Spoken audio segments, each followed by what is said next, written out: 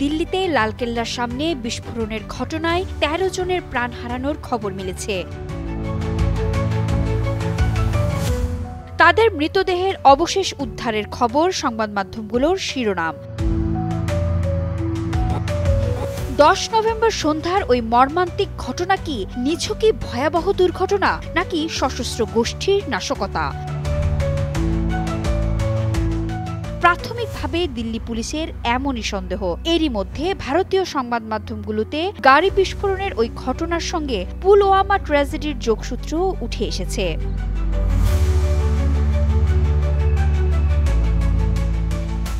ভারতীয় পত্রিকা এনডিটিভি থেকে জানা গেছে, বিস্ফোরিত হওয়া হুন্দাই i20 হ্যাচব্যাক গাড়িটির আসল মালিক মোহাম্মদ সালমান নামের এক ব্যক্তি। হরিয়ানার গুরুগ্রাম থেকে তাকে গ্রেপ্তার করা হয়। পুলিশি জেরায় তিনি জানান, গাড়িটি তিনি তারেক নামে পুলওয়ামার এক বাসিন্দার কাছে বিক্রি করেছিলেন।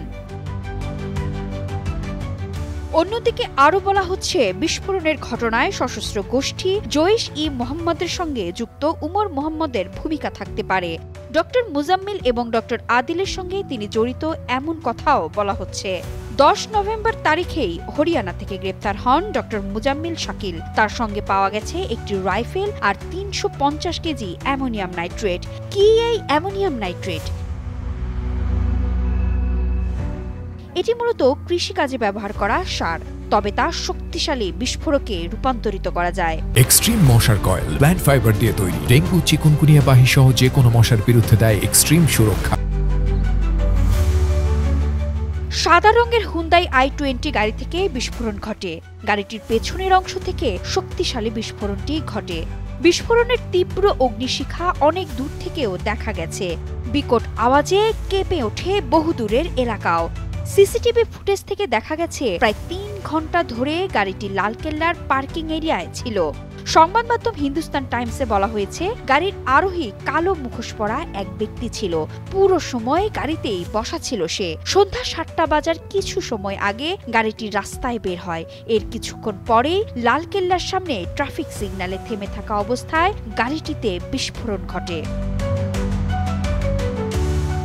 বিস্ফোরণের আগ মুহূর্তে গাড়িটি খুব ধীরে চলছিল বলে জানা গেছে। বিকট বিস্ফোরণে মুহূর্তেই আগুন ধরে যায় আশেপাশের একাধিক গাড়িতে। পুড়ে ছাই হয়ে যায় সেগুলো। চারপাশের অন্তত ২২টি গাড়ির ক্ষতি করেছে শক্তিশালী ওই বিস্ফোরণ। আশেপাশের বাড়িঘর এবং দোকানের জানালার কাঁচও ভেঙে পড়ে।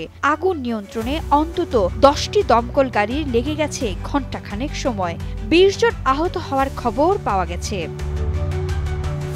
বিস্ফোরণের ১০ মিনিটের মধ্যেই ঘটনাস্থলে হাজির হন দিল্লি পুলিশ।